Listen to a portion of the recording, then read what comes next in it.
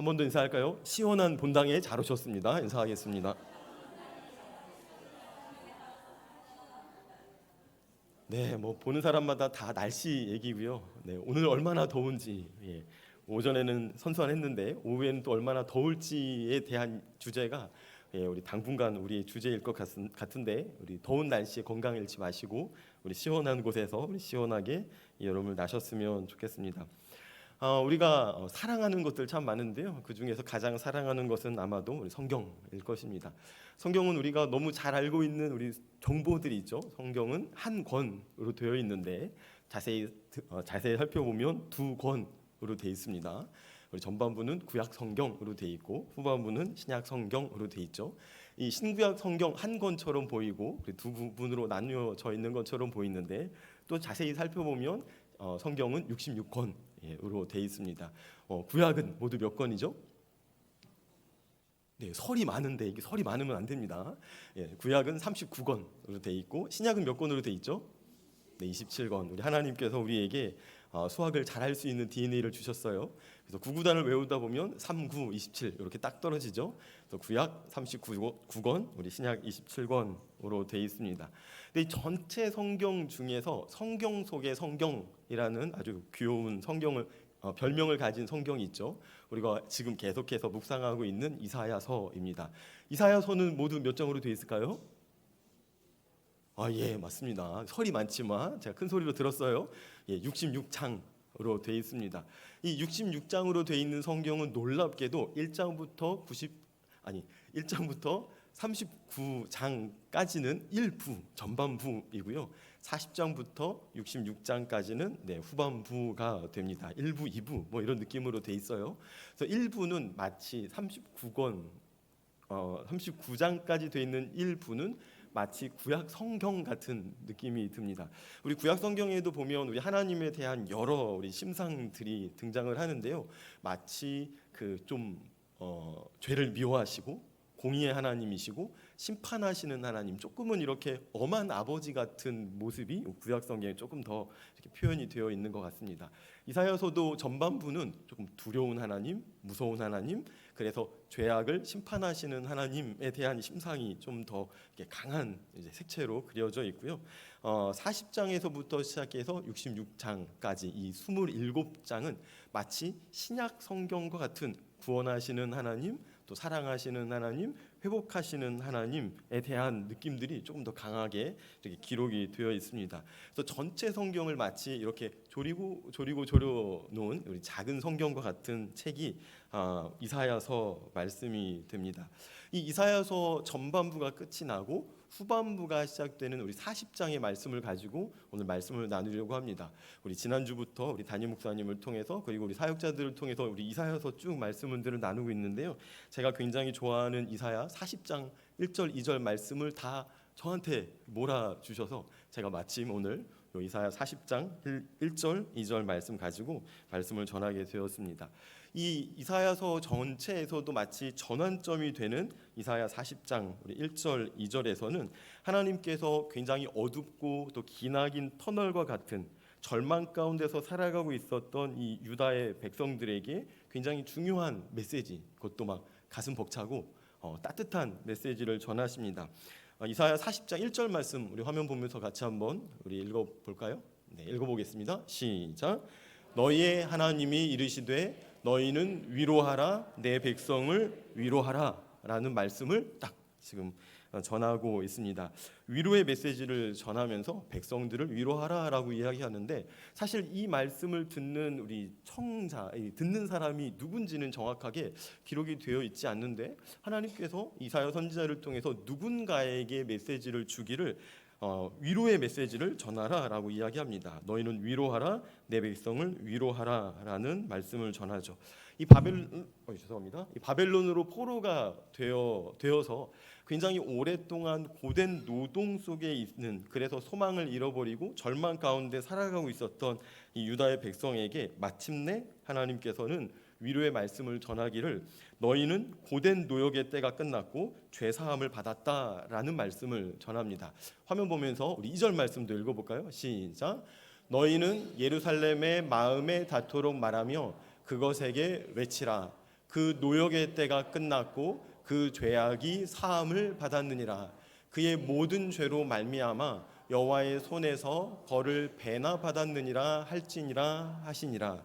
예, 이런 말씀을 전하도록 하고요. 이 말씀을 들은 우리 메신저들, 전령들은 이 유다의 백성들에게 그 말씀을 이제 전달하게 됩니다.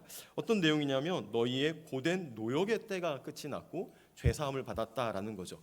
유다의 백성들이 죄를 짓게 되면서 그 죄로 인해서 포로가 되어서 포로지로 끌려가게 되었고요. 그 포로지에서 절망 가운데 소망 없이 고된 노동을 하면서 노역을 하면서 살아가게 되었다라는 거죠. 그러니까 노예 신분으로 전락했다라는 겁니다. 자유인의 신분에서 자유를 누리며 살아가다가 그 자유를 제대로 지키지 못하게 되자 노예가 돼서 고된 노동 가운데 살아가고 있는데 하나님이 말씀하시기를 그 노역의 때가 끝이 났고 노역의 때가 끝이 날 수 있었던 이유는 죄악이 사함을 받았기 때문이다라고 이야기합니다.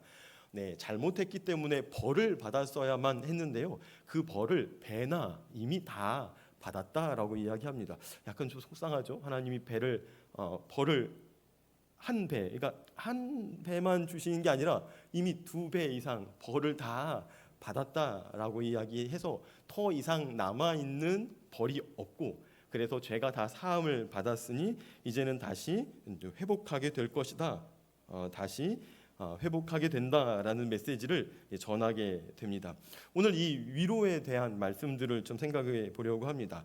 위로라고 하면 우린 굉장히 먼저 떠올리는 이야기들이 있습니다. 힘들어하고 있는 사람, 뭔가 지금 부족하고 그래서 어려움을 겪고 있고 고난 당하고 있고 절망 가운데 있는 사람들에게 찾아가서 말로 괜찮아, 힘내, 다 잘 될 거야, 너는 다 잘 될 사람이야, 이렇게 말로 무엇인가 격려하고 정서적인 공감을 해주는 것, 이런 말을 우린 위로라고 먼저 떠올리게 됩니다.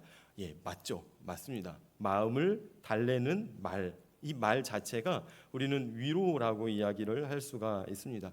하지만 전체 우리 인생들을 이렇게 다시 돌아보면 진짜 위로라는 것은 말로만 그칠 수 없다라는 걸 우리 몸으로 또 경험으로 알고 계실 겁니다. 말을 넘어서는 뭔가 다른 것들이 함께 올 때 우린 진짜 위로를 받는다라는 생각들을 하게 될 수 있는데요. 오늘 성경에서 사용하는 이 위로라는 단어도 단지 말로 괜찮아, 잘 될 거야, 문제 없어, 힘내, 너는 좋은 사람이야 라는 그런 말의 상찬을 넘어서는 또 다른 중요한 깊은 의미가 담겨져 있습니다. 이 위로라는 단어를 우리 히브리어, 이 성경의 언어로 보면 나함이라는 단어고요. 이 나함이라는 단어를 영어로 번역할 때 인터벤션이라는 단어로 번역을 합니다. 이 인터벤션이라는 단어는요, 우리말로 개입하다, 개입이라는 단어가 되는데요. 이 개입이라는 단어의 라틴어 어원을 살펴보면 인터벤션은 인테르 하고 베니르의 합성어입니다. 인테르라는 단어는 가운데로라는 뜻이고요. 베니르라는 단어는 오다, 컴이라는 의미를 담고 있습니다. 그러니까 위로라고 하는 이 단어에는 개입하다라는 의미가 담겨져 있어요. 그러니까 지나가는 사람이 말로 괜찮아라고 공감을 표현해 주는 것을 훨씬 넘어서서 그 고난당하고 있고 어려움을 겪고 있고 절망 가운데 있는 사람의 인생에 적극적으로 그 안으로, 그 가운데로 들어가서 그 안에서 어떤 특별한 행동을 통해서 그 사람의 삶을 더 풍성하게 만들어주는 책임 있는 행동까지 이어져야 위로의 완성이라고 표현을 할 수가 있습니다. 히브리어에서 나함이라는 단어를 사용한다라고 말씀을 드렸는데요. 이 나함이라는 단어의 우리 뜻을 한번 화면 보시면서 읽어볼까요? 시작.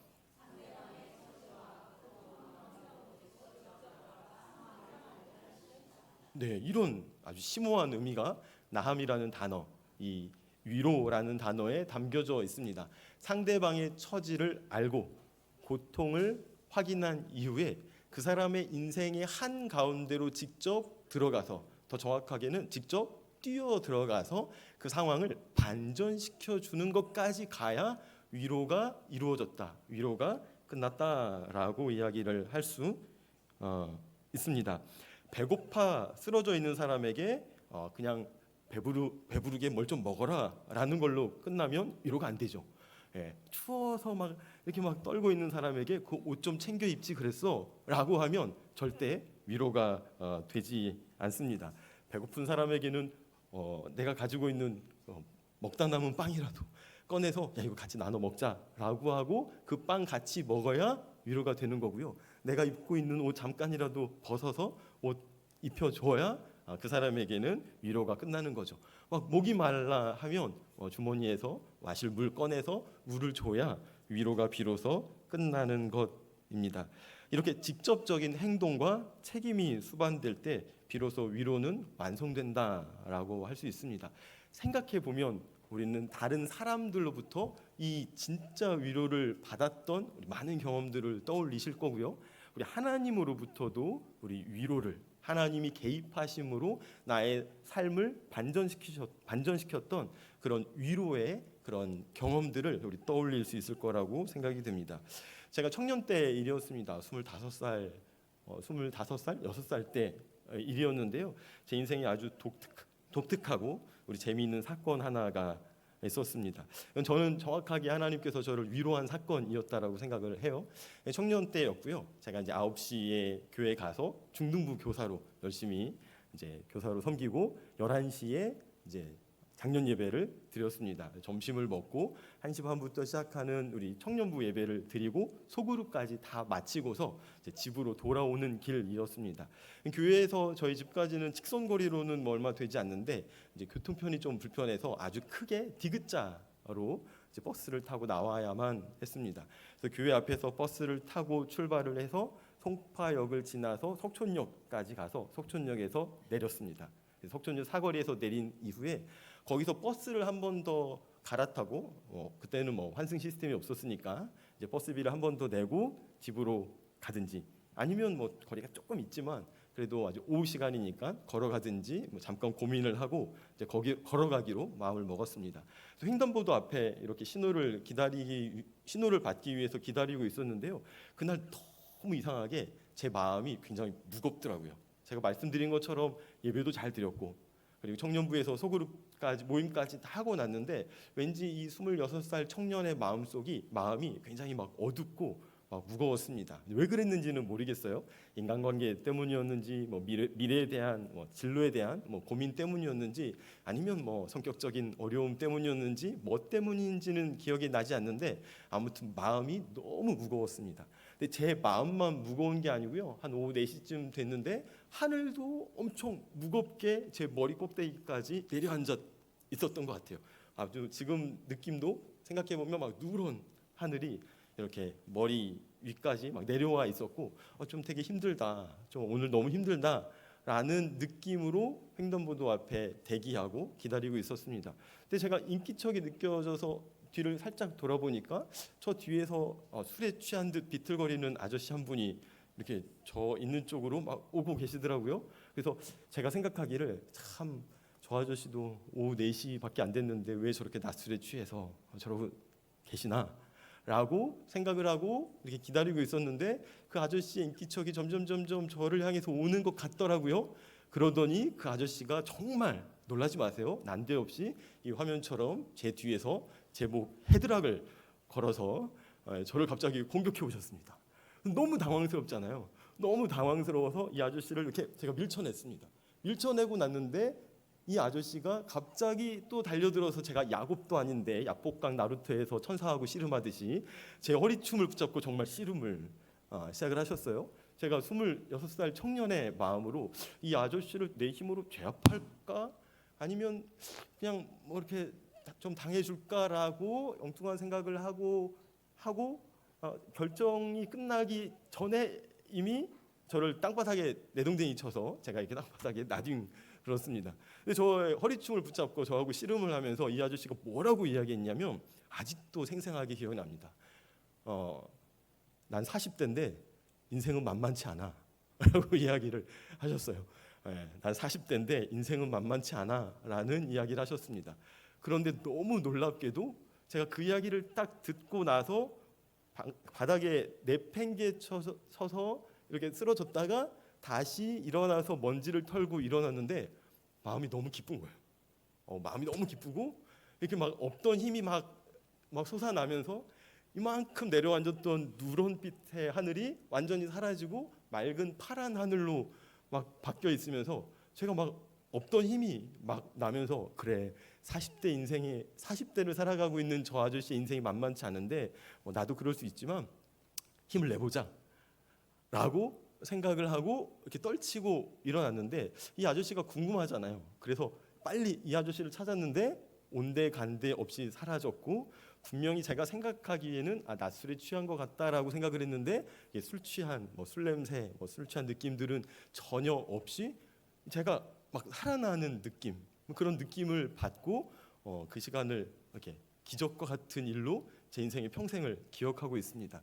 제가 지금 이후에 해석하기로는 이게 26살의 청년이 뭔가 지금 인생이 지금 쉽지 않아서 막 낙심하고 낭망하고 막 절망하고 있는 그런 감정들을 느낄 때 하나님께서 천사를 보내셔서 야 힘내.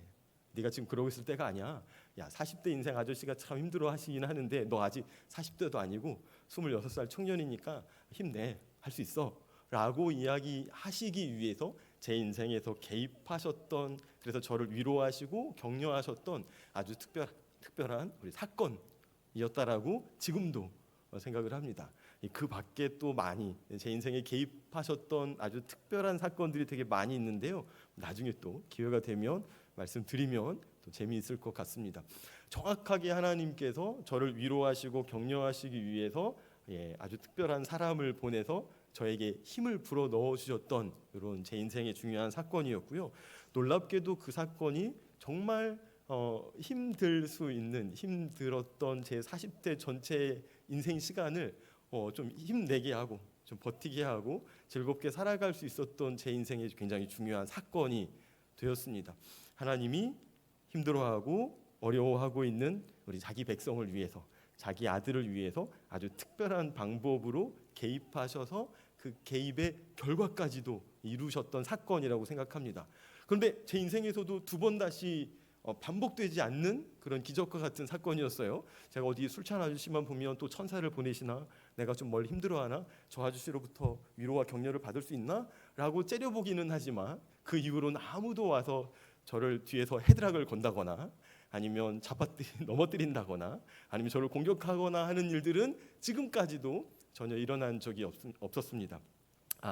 한 번 아주 특이한 일이 있었긴 해요. 을지로 3가 전철역에서 환승통로에서 이렇게 걸어오고 있었는데 화장실에서 배 나온 아저씨가 저를 보더니 갑자기 자기 배로 저를 이렇게 통 하고 밀쳐가지고 제가 뒷걸음질을 쳤던 인생 이상한 사건도 하나 있긴 한데 그 사건은 별로 하나님께서 특별한 개입하심은 아니었던 것 같고 아주 그냥 재밌었던 에피소드였던 우리 기억들이 있습니다.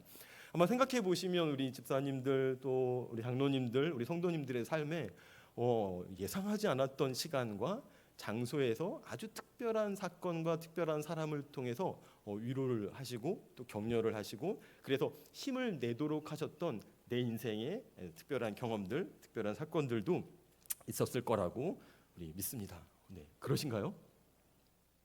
있으셨죠? 네, 하나도 생각이 안 나시나요? 네, 오늘 밤에 찬찬히 생각해 보시면 맞아, 내 인생에도 그런 하나님의 긴급한 개입이 있었지라고 생각을 하실 겁니다. 저는 이제 사회복지를 또 부전공으로 공부를 했는데요. 사회복지에서 위기 개입이라는 개념이 있습니다.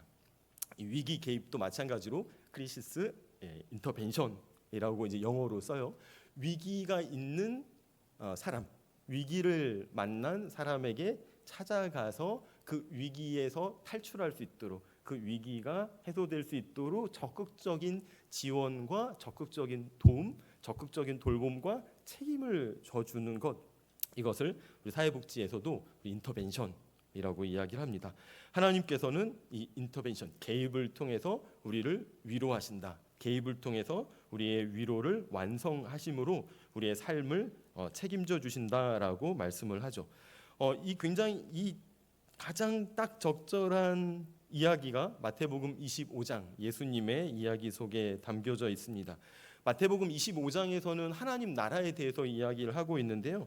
우리 하나님의 나라, 우리 마지막 날이 되면 하나님께서 의로운 사람들과 또 의롭지 못한 사람들, 경건한 사람과 경건한 사람들을 구분해서 경건하지 못하고 의롭지 못한 사람은 심판할 것이고, 그리고 의로운 사람들은 하나님께서 칭찬하시고 하나님과 영원히 함께 살 것이다라고 이야기를 합니다. 양과 염소로 비유를 하시죠.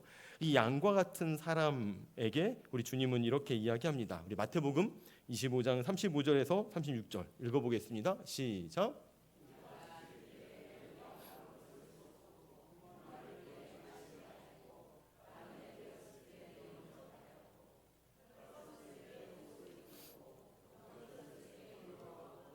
옥에 갇혔을 때에 와서 보았느니라. 네. 이 한 무리의 사람들이 칭찬받는 양으로 이렇게 분류되면서 우리 예수님께서 칭찬하실 때 이렇게 칭찬을 하신 거죠. 내가 줄일 때에 너희가 먹을 것을 주었다. 내가 목마를 때에 너희가 마시게 하였다. 내가 나그네 되었을 때에 너희가 맞이하였다. 내가 병들었을 때 돌보았다. 옥에 갇혔을 때 와서 보았다라고 이야기합니다.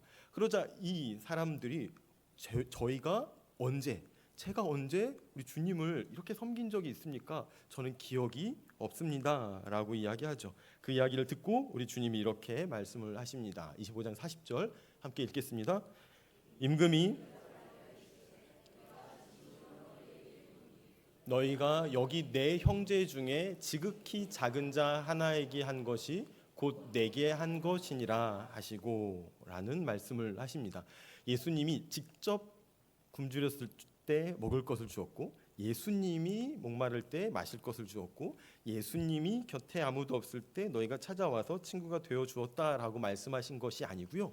너희가 지금까지 살면서 가장 연약하고 작고 보잘것없고 그래서 아무에게도 주목받지 않고 칭찬받는 그들을 너희가 발벗고 나서서 섬긴 적이 있지 않니? 그게 바로 나를 섬긴 것과 같은 거였어라고 이야기합니다. 지극히 작은 형제에게 한 것이 곧 내게 한 것이다라고 이야기를 하죠. 우리 예수님께서는 단순히 고통당하는 사람들을 보면서 불쌍하다라고 눈물을 흘리고 그리고 힘내라고 말로만 하는 거기까지를 요구하시는 것이 아니고요. 줄일 때 직접 먹을 것을 들고 찾아가고, 목마를 때 마실 것을 주고, 추울 때 옷을 입혀주고, 병들고 갇혔을 때 삶의 한 가운데로 걸어 들어가서 실제적인 개입을 명하셨습니다. 주님은 바로 그 개입의 현장 가운데서 고통당하는 작은 자들의 실제 삶에 개입하는 것이 우리 예수 그리스도 당신을 위로하고 사랑하는 길이다라고 이렇게 확장해서 이야기를 해 주셨죠. 우리 한국 교회사에도 보면 이런 개입을 통해서 사람들을 사랑하고 책임지고 또 돌봐주었던 굉장히 좋은 우리 예들이 있습니다. 우리가 잘 알고 있는이라고 말씀을 드렸는데요. 우리 모르시는 분들도 계실 것 같아요. 우리 한국 전쟁이 있었던 1950년대에 우리 부산에서는 한국의 슈바이처라고 불리는 우리 장기려 박사님이 계셨습니다. 다 아시죠? 네, 장기려 박사님을 제가 검색하다 보니까 이런 문구도 있어요. 초등학생들도 다 아는 장기려 박사님, 이런 부제들도 있더라고요. 이 장기려 박사님 우리 의사이셨고요. 우리 그 당시에 우리 한국에서 가장 뛰어난 의사로 우리 평가받고 인정받고 칭찬받는 분이셨습니다. 당대 최고의 의학 박사였기 때문에 어디 가든지 부와 명예와 그리고 편안한 삶이 보장된 그런 분이었죠. 그런데 한국 전쟁으로 인해서 모든 것을 잃고 병들어서 죽어가고 있었던 이 피난민들의 신음소리를 외면하지 않게 됩니다. 부산 지역에서 낡은 천막을 쳐놓고 복음병원 가스펠 하스피틀이라고 간판을 달았습니다. 그리고 돈이 없어서 치료받지 못하는 가난한 우리 피난민들의 삶 가운데로 걸어 들어가신 거죠. 그리고 직접 그들에게 개입해서 어려움과 또 고통과 고난들을 도와주시게 되었습니다. 하루는 너무 가난해서 수술을 받고 병원비를 내지 못하고 또 퇴원할 수 없었던 우리 농민이 있었습니다. 장기려 박사님을 찾아와서 울며 우리 사정하기를 좀 도와달라라고, 돈이 없어서 이제 수술비를 낼 수가 없다라는 자기 처지를 이야기를 했죠. 그러자 이 장기려 박사님께서는 이렇게 이야기했다고 합니다. 내가 원장이지만 내 마음대로 병원비를 탕감해 줄 수는 없습니다. 그것은 공금이니까요. 대신 오늘 밤 내가 밤중에 병원 뒷문을 열어 놓을 테니 수간호사 몰래 어서 집으로 도망치십시오 라고 이야기했습니다. 어느 게 불법이고 어느 게 범법인지 모르겠지만 중요한 건 이제 환자에 대한 마음들이었죠. 그리고 그 돈을 다 자기 사비로 자기 돈으로 다 지불을 하면서 이제 실제적인 이제 환자의 가난, 환자의 병, 환자의 어려움, 또 가난이라는 비참함 가운데 직접 들어가 주셨던 거죠. 밤중에 뒷문을 열어놓고 자신의 월급과 사재를 다 털어서 약값을 내고 수술비를 채워 넣었습니다. 이 책임을 환자 스스로 감당해야 하지만 스스로 감당할 수 없는 것을 확인하고는 이 장기려 선생님께서는 자신의 책임으로 직접 짊어지셨던 거죠. 가난한 이들이 돈이 없어서 치료를 포기하는 일들이 계속되니까 최초의 민간 의료보험조합인 청십자 의료협동조합을 만들게 됩니다. 의료협동조합을 만들어서 이걸 사회적 시스템으로 발전을 시키게 되고요. 이웃을 돌보는 개입을 이어가시게 되었습니다. 이게 마태복음 25장에서 정확하게 보여주고 있는 그런 말씀의 실천이죠. 문제 가운데로. 그래서 그 문제로 인해서 절망을 겪을 수밖에 없는 또 이웃들의 삶 한가운데로 찾아 들어가서 참된 개입의 위로를 우리 완성한 사건이 됩니다. 그런데 이 위로는 비단 사람에게서 끝나는 것이 아니죠. 우리를 위로하는 가장 결정적인 하늘의 장면, 이 땅에서의 장면은 우리 하나님께서 이 죄로 인해서 절망 가운데 계속해서 소망 없이 죽음을 향해서 치달아가고 있는 인간, 저와 여러분들의 삶에 개입해서 찾아오신 사건이 되겠죠. 2000여 년 전에 전체 인류를 구원하시기 위해서 우리 하나님께서는 우리 인류 역사 가운데 작정하셨던 그 개입을 실천하시게 됩니다. 그 실천의 방법으로는 가장 연약한 우리 예수님을 이 땅에 보내주셨던 거죠. 이 땅에 보내시면서 예수님을 이렇게 소개하셨습니다. 임마누엘. 임은요 함께라는 뜻이죠. 마누는 우리라는 뜻이고요. 엘은 하나님이라는 뜻입니다. 그래서 임마누엘 우리 연결해서 이어붙이면 하나님이 우리와 함께 하신다라는 뜻이죠. 힘들고 또 어려움 가운데 절망하여 좌절하고 절망할 수밖에 없었던, 그래서 실제로 그 고난과 고통 가운데서 숨도 제대로 쉬지 못하고 어깨도 제대로 펴지 못하고 허리도 세우지 못하고 그저 세상 앞에서 이렇게 웅크려 있어야만 했던 저와 여러분들 우리 모두를 찾아오셔서 십자가에서 죽으시고 부활하시고 승천하시고 하나님 우편에서 지금도 우리를 위해서 중보하시고 기도하심으로 우리에게 우리 인생에 개입하심으로 위로를 완성해 주셨습니다. 이 땅에 오심 초림 사건을 통해서 십자가에서의 죽으심을 통해서 3일 만에 부활을 통해서 우리를 위로하시는 그 위로의 완성으로 개입의 그 모든 것을 우리 예수님께서는 온 몸으로 다 보여주셨던 거죠. 예수님께서 하신 일이 바로 인터벤션, 우리 가운데 인테르 우리 가운데로 베니르 컴 들어오셔서 우리를 개입하심으로 책임져 주셨던 사건입니다. 그래서 십자가는 이렇게 표현할 수 있습니다. 십자가는 우리 인생의 가장 절망적인 순간 가운데로 걸어 들어오셔서 우리의 죄와 죽음을 당신의 것으로 책임지신 하나님의 완성된 위로입니다. 이렇게 정리해 볼 수가 있습니다. 다시 한번 읽어볼게요. 십자가는 우리의 인생 가장 절망적인 순간 가운데로 걸어 들어오셔서 우리의 죄와 죽음을 당신의 것으로 책임지신 하나님의 완성된 위로입니다. 라고 고백할 수 있습니다. 이제 우리가 개입하는 위로자로 살아가야 합니다.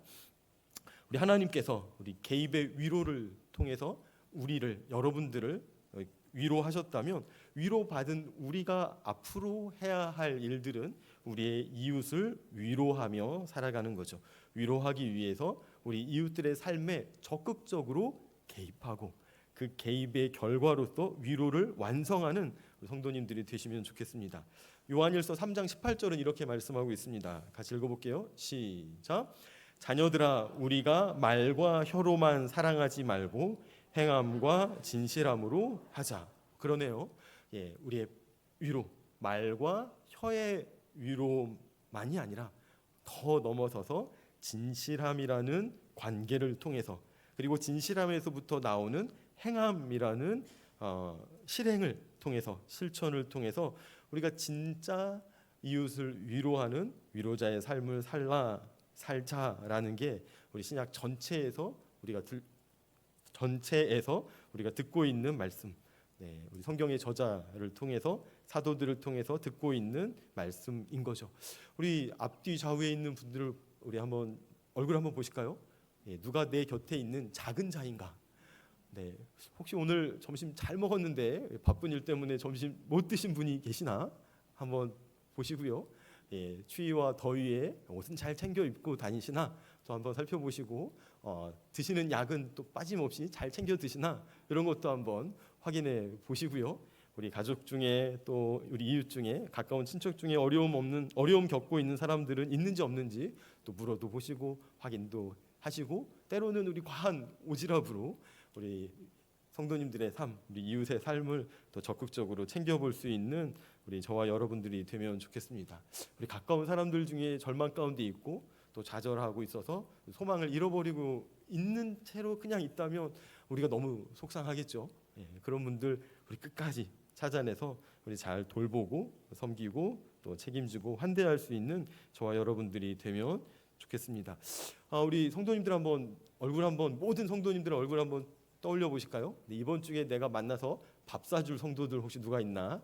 마음속으로 한 분 정하시고, 네, 오늘이 지나가기 전에 약속 잡으시고 이번 주에 만나서 우리 밥 사주시면 좋겠습니다. 그리고 이 밥 왜 사주는 거야? 이렇게 물어보면 우리 주님이 그렇게 명령하셨어라고 이야기하시면 좋겠습니다. 네, 혹시 작은 자 같아서 불쌍해 보여서 밥 굶는 것 같아서라고 하면 또 속상할 수 있으니까 우리 주님께서 나에게 마음을 주셔서 밥 한번 먹으면 좋겠다고 생각했어라고 생각하시고, 이 더운 여름에 우리 시원한 냉면 같이 드시면서 이런저런 이야기하시고 우리 교제하시는 우리 진짜 위로자로 살아가는 성도님들이 되시면 좋겠습니다. 기도하겠습니다.